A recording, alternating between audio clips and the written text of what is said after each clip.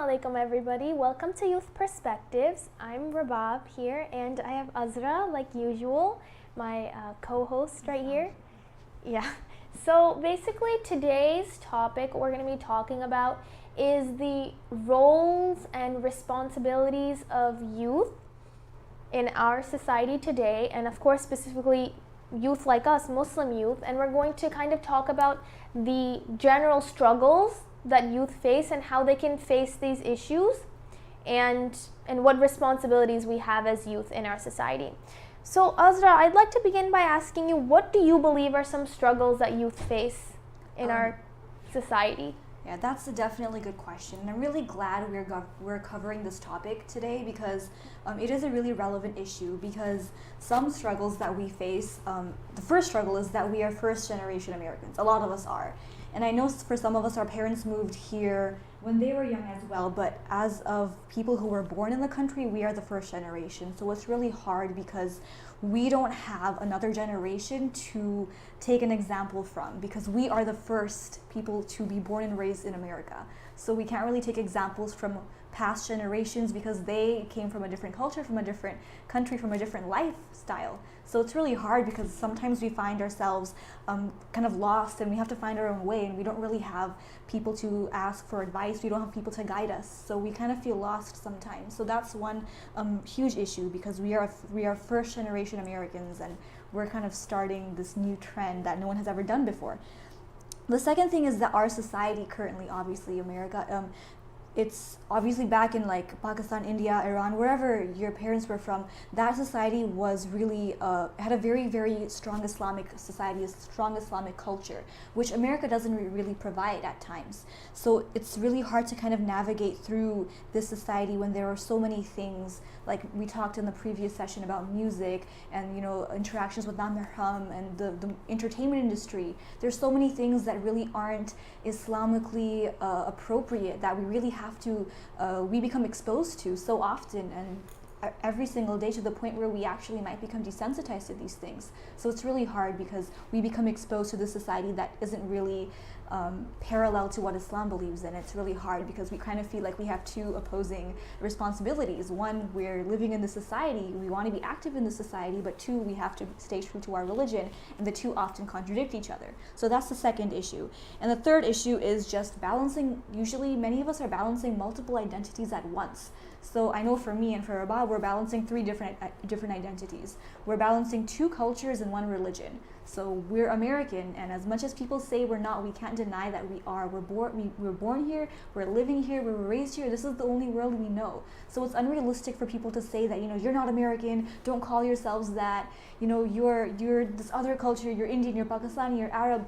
Yes, we are, but we're also American, and we can't deny that too, because we live here. So we have this American culture, and we also are sharing the culture that our parents brought with them to this country. And then on top of that, we're Muslim living in the society. So it's this weird combination of so many multiple identities all merged into one person, and it can get overwhelming to balance everything without feeling like you're lost. Yeah, Azra, you made some really beautiful points here that, you know, we are like the first generation. Most of us are like the first generation to be born here in America.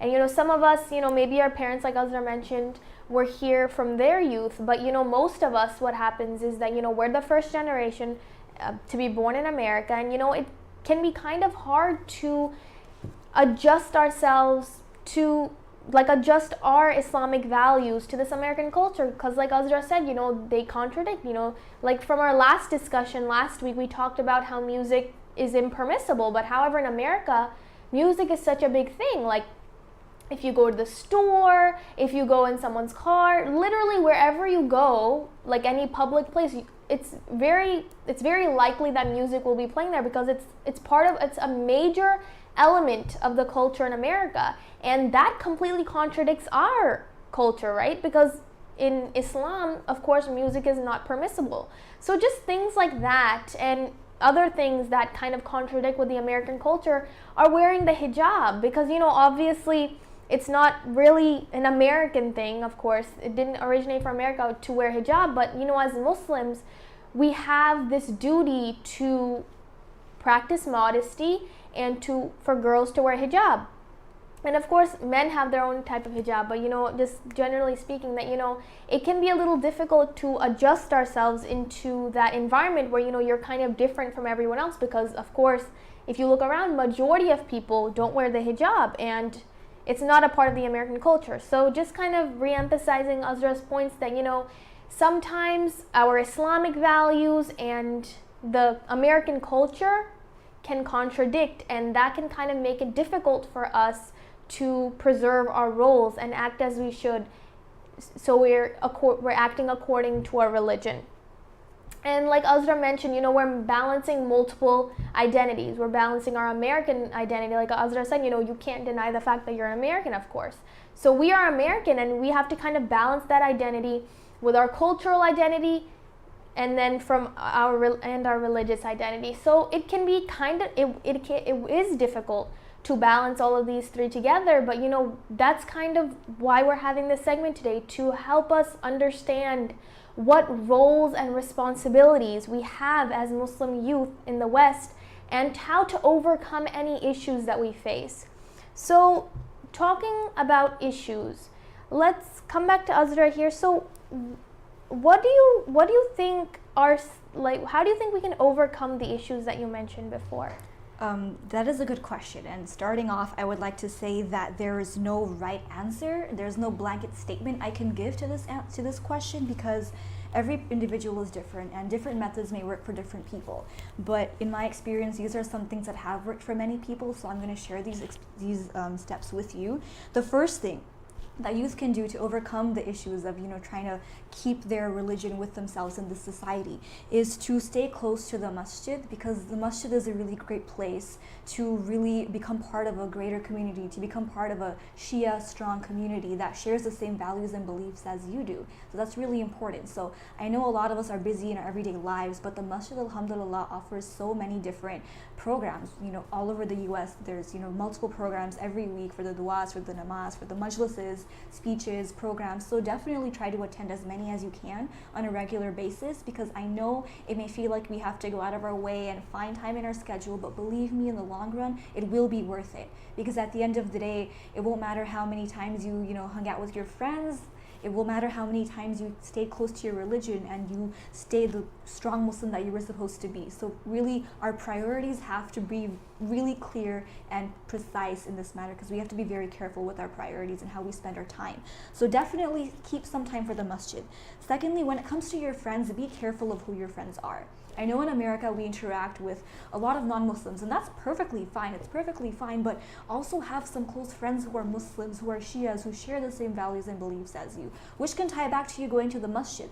If you are exposed to environments where you only interact with non-Muslims, a masjid is a great opportunity to find people your age who have similar interests, and they have similar personalities like you do, and you can really connect with them because they are also Shias. So a masjid is the great way to find friends who are Muslim like you, or just growing up, I'm sure we have lots of people with the same faith, so try to keep a few close friends who are Shias, so that you have a friend who understands your struggles when you have to wake up on time for Fajr, you have to wear hijab, you have to read Quran, you have to do all these things that your non-Muslim friends won't really understand and they can't relate to. So it's really important to have friends who understand what you're going through, so that you can really grow together as Muslims.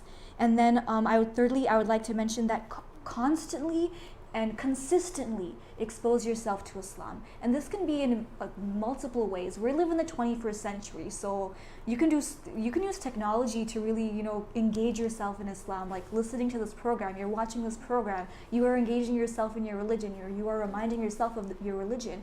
Or there are a lot of online videos and channels, things that have Islamic content on, that you can go watch that. There are lots of Indian shows and movies and serials which you can watch.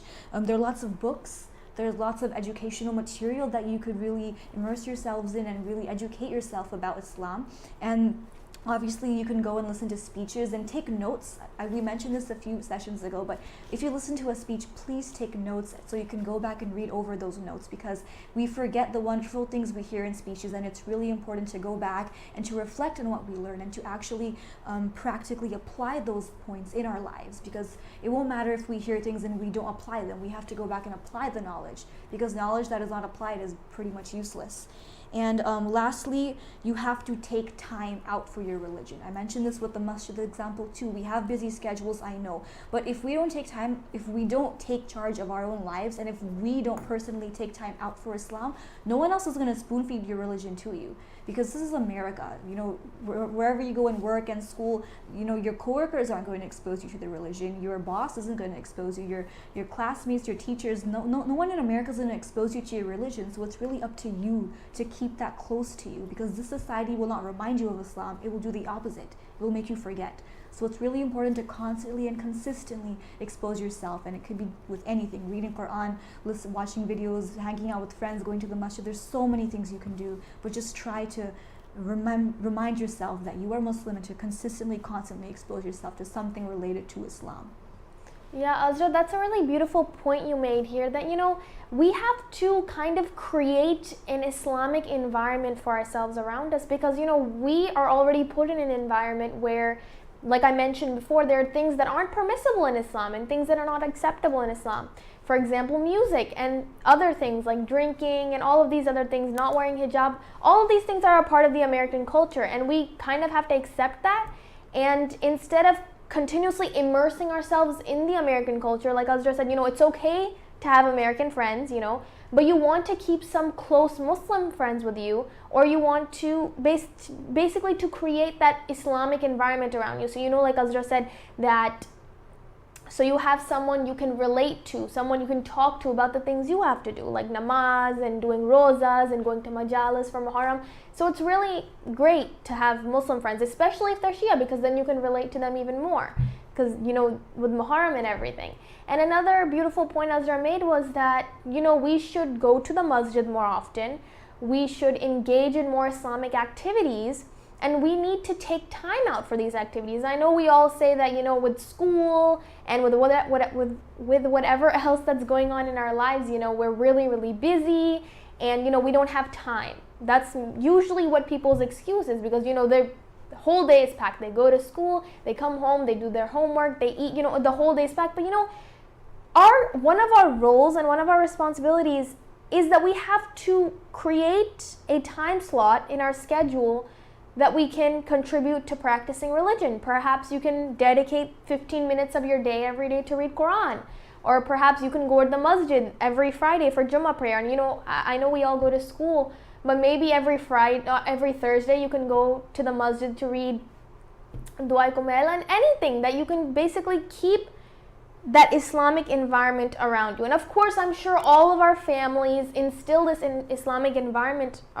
for us in our homes. But, you know, besides that, when we go out, most of our day we spend outside in the environment of America. So like I mentioned before, it is critical and very crucial for us to create this Islamic bubble around us, or this Islamic environment, because we cannot lose ourselves to the American culture. We have to live in the American culture, but keep our values. That's the real challenge for youth here. And, you know, that's how, like I mentioned before, we're having this segment, so then we can kind of adjust ourselves to the American environment in a way that we don't lose our Islamic principles. So that's very, very crucial. And, you know, I just kind of wanted to talk about some contemporary issues, like general issues that people face that are most common. And, you know, one of those things is, you know, for example, for girls, or even for guys, of course, that, you know, shaking hands with the opposite gender. For youth, this is a huge challenge, because I know whenever I went to science fairs, or whenever you went to, especially interviews, this is a major thing in interviews.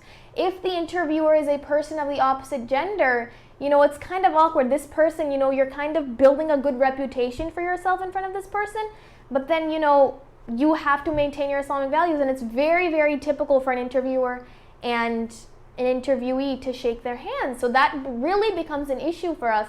And we just have to know that, you know, we have to, no matter how important this interview is, we have to stick to our Islamic values. And I'm sure the interviewer would understand also if you tell him it's because of religious purposes. So things like this, it's hard, you know, from personal experience. I know, like, over time, I had to adjust myself to it, and it takes time and it takes confidence. But, you know, if we can attach ourselves and immerse ourselves in our religion enough, and, you know, give it a lot of priority and take time for it out in our lives, I'm sure that we can take care of these issues really fast. So anytime that happens, you know, we should have the confidence, you know, to say no, that I can't shake hands, or anything else that anyone else tells you that you can't do. You should have the confidence to say no, because you have to keep Islam in your heart. You know, you have to follow your Islamic values.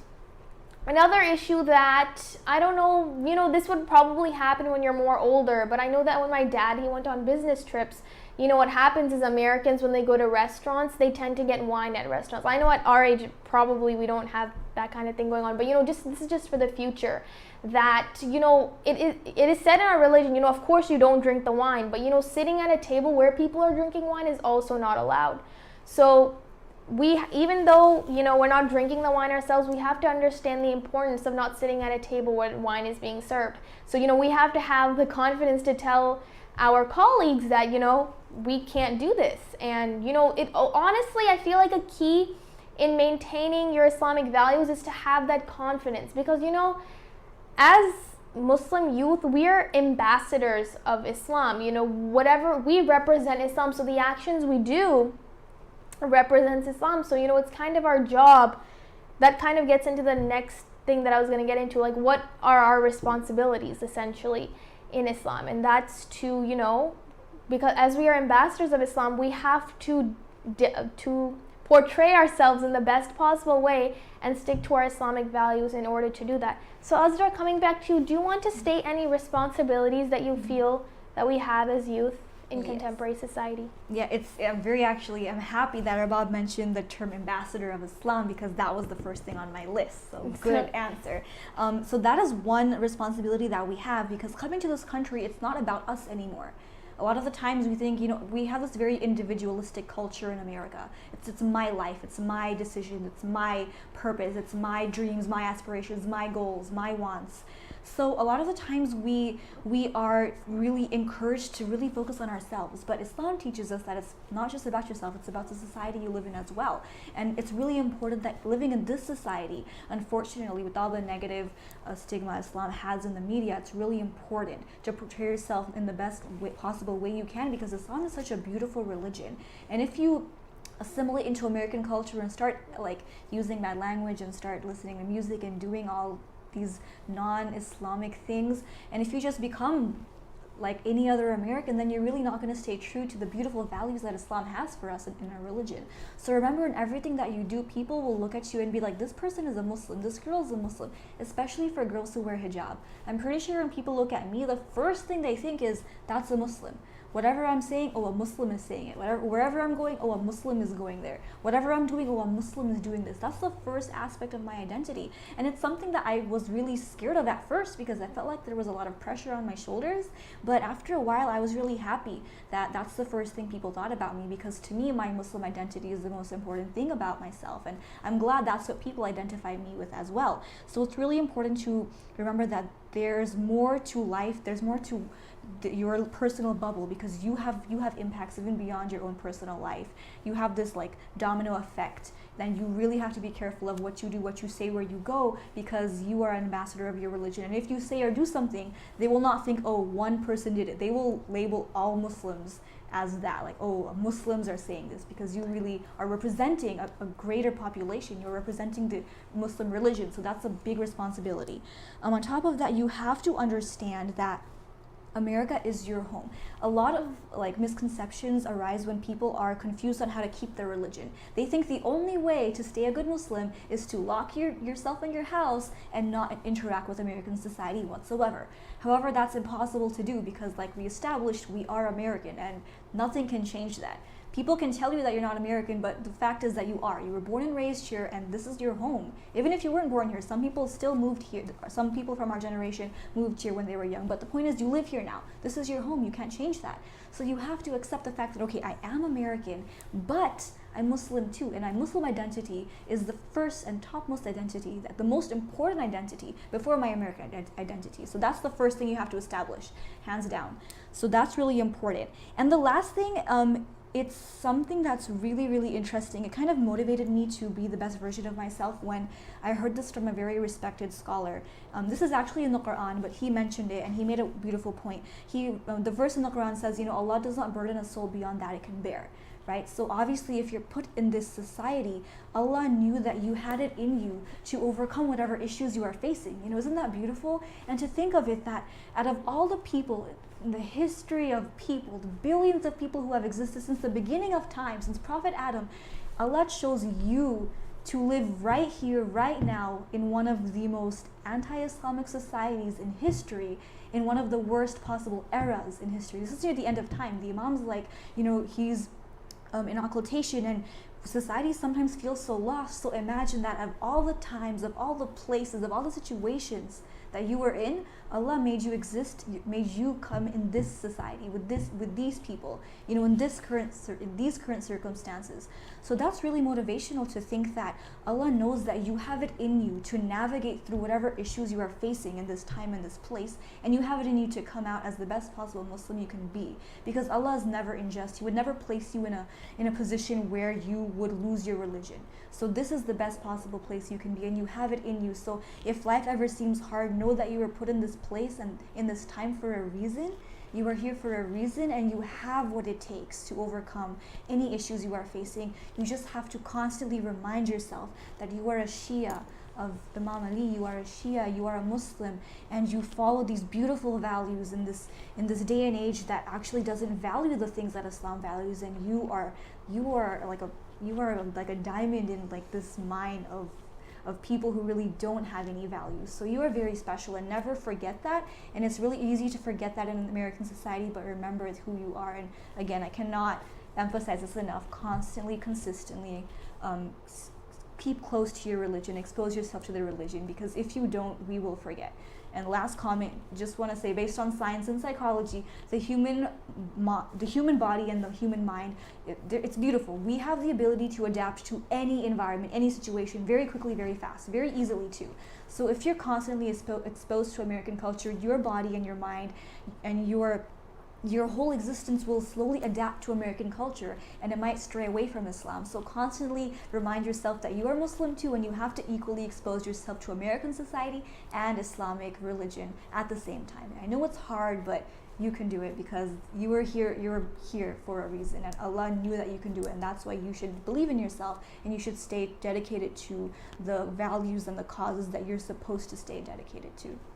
Yeah, Azra, you actually made some really interesting and beautiful points that, we were put in this like particular situation on purpose, and God put us like, like Azra said, that, Allah is just, of course, and He wouldn't put us in a situation that we can't handle. So it was ultimately, we should know that we were put in this situation for a reason, and that we need to be able to, and we will be able to, of course, God gave us that ability to adapt to our environment and to maintain our Islamic values, because like Azra said, our priority above anything else is to maintain our Islamic values. No matter how much the American culture tries to pull you in, you have to put Islam on the top. So always you have to remember that in any situation, at any time, you have to know that.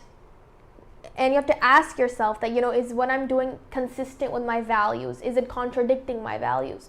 So as long as we keep that priority in our mind, we can, inshallah, live a very spiritual and very effective life and become more close to Allah subhanahu wa ta'ala.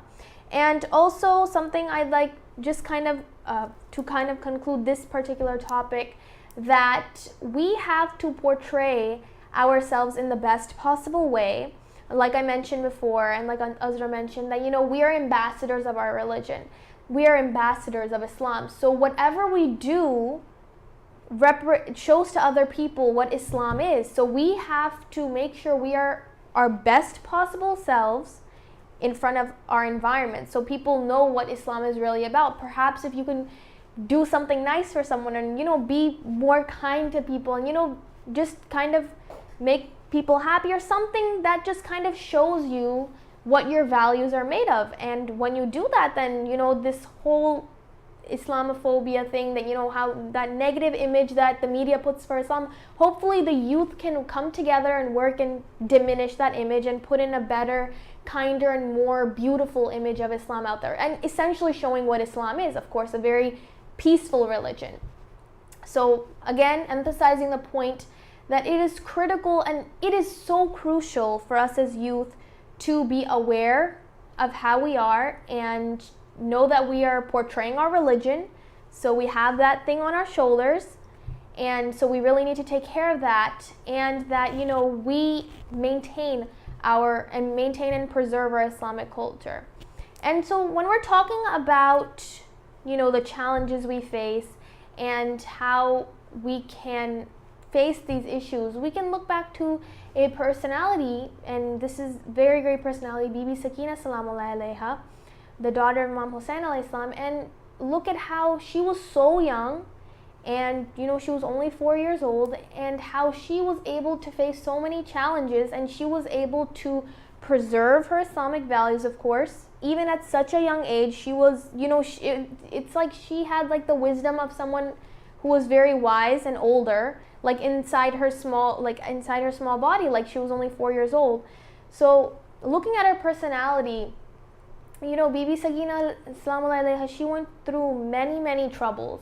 She faced many challenges, and despite those challenges, we know, you know, what she faced in Karbala. She was treated, it's unimaginably, she was treated very terribly, and the things that happened to her are honestly hard to imagine. And you know, the way the enemy treated her and how she was able to compose herself and to keep her patience is something we should really look up to when we face situations in which we have to exhibit patience or exhibit our own values. And an example of this would be one time, you know, this would happen after the Imam Hussein alayhi salam's family came back from Karbala. What would happen was they were the enemy had put them in such a bad state that people were unable to recognize them. And so, you know, people would think that, you know, they were poor people, and, you know, they would throw sadaqah on them. But, you know, it's said that if you're a Sayyid, then you can't accept sadaqah from a non-Sayyid. And so, of course, his family, Imam Hussein alayhi salam's family, were Sayyids, of course. So even when people would throw sadaqah on them, then, you know, Bibi Sakina Salamullahi alayha, she knew that she was Sayyid, and she can't, you know, at such a young age, you know, I of course didn't know that when I was that young, and most of us probably didn't know that you're not supposed to accept sadaqah. She wouldn't accept what they threw at her. And, you know, whether it was food, no matter, even despite how hungry she was, like imagine like all of the torment that she was put through in Karbala, and how she wasn't given food for days, and how she was beaten, and how her earrings were snatched, and just how the tents were gone on fire, and how she bared the loss of her father, and how just looking at the state of her situation. And after all of that, and even after that, she wouldn't accept food from other people just to stay in, just to preserve her Islamic values. So we really have to understand that if she was so young, and if she was able to do that, we should be following in her footsteps. You know, she was the daughter of Imam Hussein alayhi salam, and she was able to do this, and we have to look up to her. And so looking from this example, we have to understand that, you know, Bibi Sakina Salamullahi alayha, despite what she went through, she was able to maintain these values.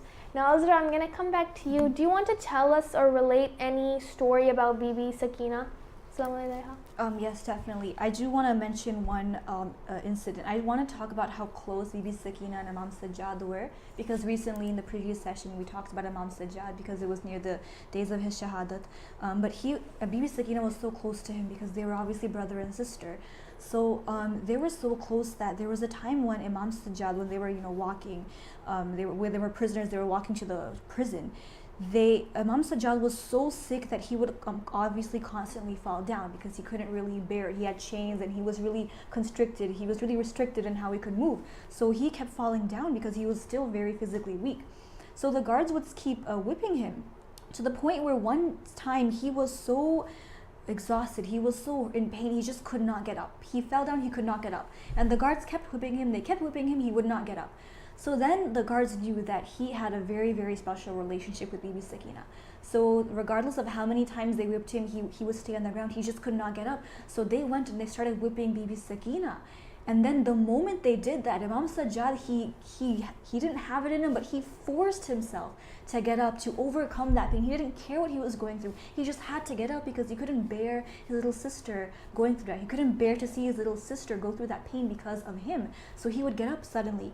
And Bibi Sakina was so abused throughout that whole time, throughout Karbala and whatever happened after Karbala. She was so abused physically and emotionally that when she died, after she passed away, the lady who was doing ghusl on her, she asked the other woman, she was like, what illness did this girl have? What was wrong with her? Did she have a disease? Did she have a condition? What was wrong with her? I need to know. So the other woman said, nothing was wrong with her. What do you mean? She was like physically fine. She had no condition. What are you talking about? So the lady said, no, her entire body was covered in bruises and like she covered in scrapes and burns and marks, and she was just bruised everywhere. Like to the point where the lady thought that Bibi Sakina had this like medical condition because she was so physically messed up. And it's so sad to think that a young girl had to overcome so much physical torment to the point where someone would think that something was wrong with her. And just knowing the way that she passed away, she was under so much stress and emotional and psychological trauma that her body literally just shut down. And that's actually a really big deal to think about that, because in Karbala, everyone, they died from the outside. They died because of physical things, right? They would, swords and spears and rocks and stones and things like that. They died because of what happened to them on the outside. But Hazrat Sakina died because of what happened to her on the inside. And we don't really talk about that enough because it's scary to think about that. And if you do research, it's actually a thing. It's medically a thing that if you are too stressed, if you are suffering too much anxiety or depression, your body will literally shut down. So to think that a 4-year-old girl went through so much that her body decides to just stop functioning, that is a big deal. And I feel like it's so important to understand how patient she was to last as long as she did, and to really send blessings to her, and to really use her patience as an example of how to live our own lives. Yeah, Azra, you made some very important points that we as youth and everyone that should really understand that Bibi Sakina, she went through a lot. She was only 4 years old. She was so young. And yet, the things that she went through in Karbala, like I mentioned before, we really can't imagine what she went through. Like Azra said, she went through so much emotional and physical torment that her body literally couldn't handle it. And because of that torment, she passed away. And obviously, just imagine if you torment someone so much that they just can't handle it anymore, and then their body just can't handle it, and it stops functioning. And so that really tells us that she went through a lot of pain and a lot of suffering, and despite all the pain and suffering she went through, she still did not give up her Islamic values. For example, when the enemy when they took of course you all know that when they took the chadars and the hijabs from the ladies, when they took away Bibi Sakina's hijab, even though she was so young, she still covered her face and she covered her head because she felt she was missing her hijab, and she really felt that she needed it. And that's just shows how important the hijab was for her. And knowing that she went through so much pain and so many negative things, such adverse conditions, we should be able to realize that we are living we cannot even compare our state to Bibi Sakina. First of all, we're not being tormented like that. We are simply just being asked to adapt to our environment and maintain our Islamic values. And if Bibi Sakina went through all of that pain for us to learn this lesson, then we should really take advantage of that, and we should, in every situation, put our Islamic values first, because she was so young and she did it, and we have to learn from her example. So furthermore, I'd like to also relate another story about Bibi Sakina salam alayha. So this happened after Karbala. So she was with her family, and what happened was a lady came up to her, and she didn't know that this was Bibi Sakina salam alayha. She didn't know that this was the daughter of Imam Hussain alayhi salam. So this lady, she gave Bibi Sakina salam alayha water, and she asked her to make a dua for her. And so Bibi Sakina salam alayha said, okay. So she listened, and what this lady said was that, can you pray that my family doesn't go through the torments and the pains that the family of Imam Hussain alayhi salam went through? And just, okay, guys, just contemplate. What if if God forbid something happened to your family and they didn't know that it was you, and they came and asked you about you in the third person, and asked that, may I not go through what you went through? So that's not the way people talk to each other, right? So that's really hard to answer that kind of question, especially if a person's gone through that. And Bibi Sakina salam alayha, being so young, despite the nature of this question and this encounter, she was able to keep patience and control herself, and she simply prayed and did the dua for this woman. So I don't think any of us would be able to handle something. They'd be like, I'm the person that went through this. How dare you question me about this? But, Bibi Sakina, knowing that, like I said before, she had like the wisdom of someone who's a lot older. And even though she was in a small body, even though she was physically 4 years old, her mentality was so much higher. She was so much wiser than what she appeared. And so learning from this example, we really have to understand that, like Bibi Sakina salam alayha, we have to preserve our Islamic values, and that, as we are youth, that is ultimately our responsibility. And we really have to really understand that. So looking at her patience and looking at how she handled encounters like this really teaches us what we need to be able to do. Another story I want to relate about Bibi Sakina is that, when they were on their way back from leaving Karbala, in the family of Imam Hussain alayhi salam, Bibi Sakina salam alayha, she actually fell off of her camel. And kids, this would happen where kids would fall off and then another camel would come and then it would run the other kids over and everything. And so she fell off the camel. So when she fell off, Bibi Zainab, of course, her aunt, Bibi Zainab salam alayha, she went back to look for her. And she actually found Bibi Sakina salam alayha, and she was in the arms of a woman. And the woman had like a chadra on her, so you couldn't see who she was. And so Bibi Zainab salam alayha, she came up to her and said, who are you? Usually people around here, they don't treat us well. Who are you? Why are you treating us so well? And so this lady, she replied and said, I'm Bibi Fatima salam alayha. And when Bibi, so basically what happened here was Bibi Fatima salam alayha had come, and she was actually cradling Bibi Sakina salam alayha, and Bibi Sakina salam alayha was sleeping. So this is kind of just a miraculous event that happened in regards to Bibi Sakina.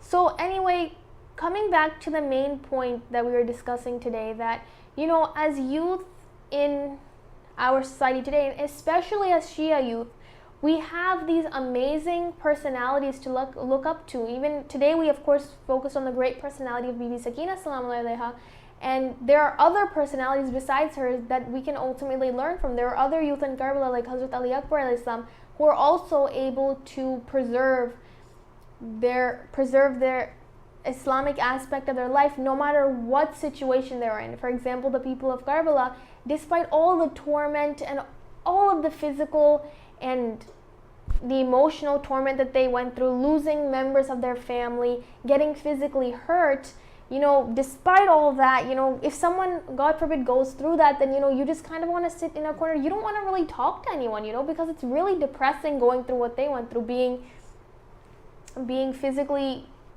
injured and just having your family taken away from you and just going through this. It's really hard for a person to do this. But, these people, the family of Imam Hussain alayhi salam and his companions, they were able to go through this phase, and they did not just sit in the corner. They continued their lives.